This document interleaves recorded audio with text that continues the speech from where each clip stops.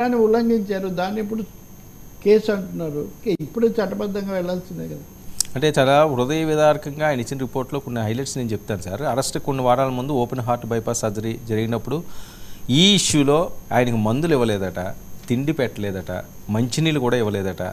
Why category police రక్షణ కలిగి ఉన్న నాకు దాన్ని కూడా ఆ టైంలో నిరాకరించారని, రబ్బర్ బెల్టు లాఠీలతో కొట్టడంతో పాటు శారీరకంగా హింసించబడ్డాను, మరియు నా ఛాతీపై కూర్చుని ఊపిరి పీల్చుకునే ప్రయత్నం చేద్దామన్నా నా హృదయాన్ని ఉక్కిరి బిక్కిరి చేసే ప్రయత్నం చేశారు. నన్ను హత్య చేయడానికి ఉద్దేశపూర్వకంగా ఇది ప్రయత్నం అని గట్టిగా నమ్ముతున్నాను. అంతేకాకుండా ఆ రోజు రాత్రి 11:30 టైంలో CBCID DG PV Sunil Kumar, IPS Ramanjaneyulu మరియు ఇతర పోలీసు అధికారులతో కలిసి సిబిసిఐడి పోలీస్ కార్యాలయంలో అక్రమంగా ఉంచడమే కాకుండా నా కాళ్లను బంధించి గదిలో ఉంచారు. అక్కడ నన్ను కదలకుండా అడ్డుకున్నారు. వారు నన్ను దాదాపు 30 నిమిషాల పాటు లాఠీలతో ఆయుధాలతో కొట్టడం ప్రారంభించారు. నెత్తిరోడుతున్న కాళ్ళతో నొప్పితో ఏడ్చాను. నాకు నీరు మందులు కూడా అందించలేదు. అదే హింస 5 రెట్లు ఎక్కువ ఇంకా కొనసాగింది. అప్పటి ముఖ్యమంత్రి జగన్మోహన్ రెడ్డిని విమర్శించినట్టు నన్ను పరుషుదారులతో దుర్భాషలాడటం మరియు చంపేస్తామని బెదిరించడంతో కావట చిత్రహింసలకు సంబంధించిన వీడియోను ఓ అధికారి ముఖ్యమంత్రికి చూపించారు. మరో అధికారి సర్జరీ జరిగిన చోట నా ఛాతీపై కూర్చుని నన్ను చంపి గుండెపోటుగా అనిపించేలా చేయాలనుకున్నారు. ఎలాగోలా బతికాను. వర్మగారివి అప్పుడు రఘురామకృష్ణరాజును అరెస్ట్ చేసిన సన్నివేశం కూడా ఛానల్స్లో వచ్చింది. అవును, కొంచెం ముందో వెనుక గుర్తులేదు. అంటే ఇదేంటి మళ్ళీ దశల వారీగా చేశాము. అప్పుడు మాట్లాడి అందరూ కూడా ఖండించారు. దాంట్లో రెండో అభిప్రాయం ఏం లేదు. ఇప్పుడు మీరు చెప్పినవన్నీ కూడా దారుణమైనవి. రీకంప్లైంట్ కాదు, అప్పుడు చేసిన కంప్లైంట్ మీద ఇప్పుడు వాళ్ళు ఎఫ్ఐఆర్ దాఖలు ఇప్పుడు నమోదు చేస్తున్నారు. పోలీసులు ఆ ఫిర్యాదు మీద ఇప్పుడు కేసు నమోదు చేసి దానికి ఒక ఎఫ్ఐఆర్ తయారు చేశారు.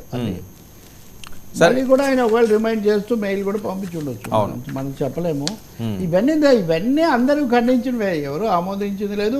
కోర్టులు కూడా అందుకే ఆయనకు రిలీఫ్ ఉపశమనం కూడా ఇచ్చాయి. ఆయన బయటికి కూడా వచ్చారు. ఆ తర్వాత సుప్రీంకోర్టు దేశంలో అత్యున్నతమైన పార్లమెంట్ కూడా వీటిలో జోక్యం చేసుకున్న తర్వాత ఇంకా రెండో అభిప్రాయం ఏముంటుంది? ఇక్కడ జరిగింది ఆయన బాధ.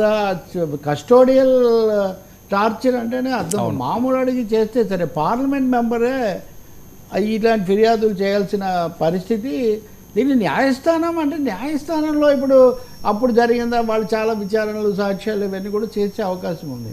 ఇంకోసారి సుమోటోగా కూడా, అప్పుడు సుమోటోగానే కొంత స్పందించారు కొన్ని విషయాల్లో. ఇప్పుడు కూడా అది చేయొచ్చు. Everything depends on judiciary.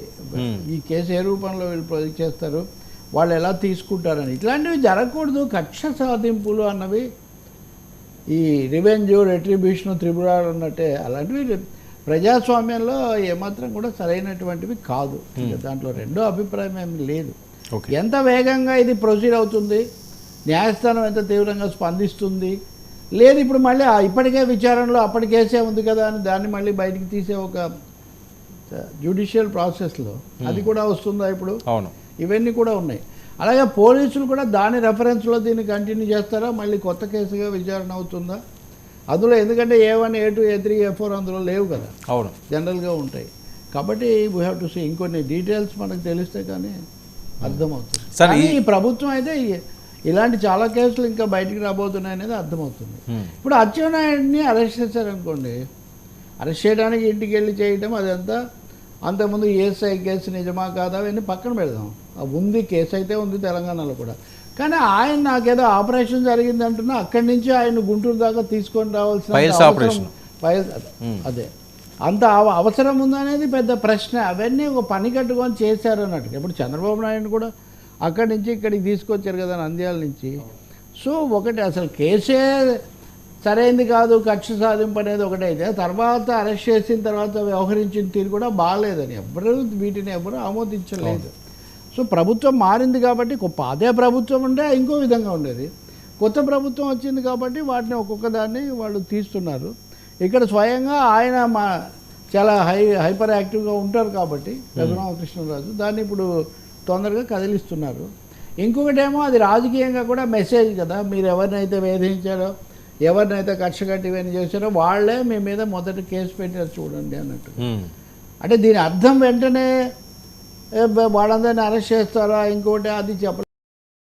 అది ఒకటి వాళ్ళు ఎలాంటి రిలీఫ్ కోసం కోర్టుకు వెళ్తారు, కోర్టు ఎలా వ్యవహరిస్తుంది, పోలీసులు ఏం స్టాండ్ తీసుకుంటారు, వీటన్నిటి మీద ఇది ఆధారపడి ఉంటుంది. సో ఇది మొదలు మాత్రం. ఇంకొక అంశం చెప్పాలంటే ఇప్పటికి కూడా వైఎస్ఆర్ పార్టీ ఎంతో కొంత బీజేపీకి అనుకూలంగా ఉంది. సో కేంద్రంలో ఉన్న బీజేపీ అప్పుడు కదా చంద్రబాబును అరెస్ట్ చేస్తే బీజేపీ ఆశీస్సులు లేకుండా అరెస్ట్ జరిగి ఉండదని అందరూ అన్నారు. సో ఇప్పుడు కూడా వాళ్ళ ప్రమేయం లేకుండా ఏకపక్షంగా రాష్ట్ర ప్రభుత్వం ఏదో ఇప్పటికిప్పుడు, మిగతా వాళ్ళ సంగతి వేరు. జగన్ వరకు, జగన్ ఇందులో A3, మొదటి సునీల్ కుమార్, రెండోది సీతారామాంజనేయులు, మూడోది జగన్మోహన్ రెడ్డి.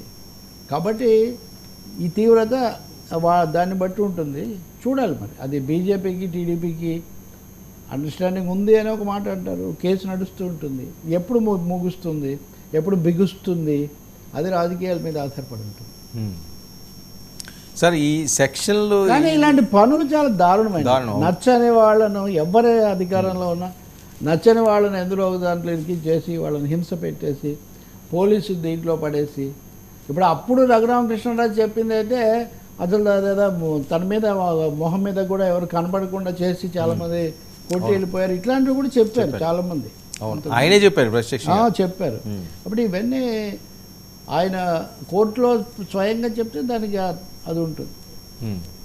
సార్ ఈ సెక్షన్ సంబంధించి చాలా సీరియస్ సెక్షన్లో సార్ ఇది సెక్షన్ 120B, 166, 167, 197, 307, 326,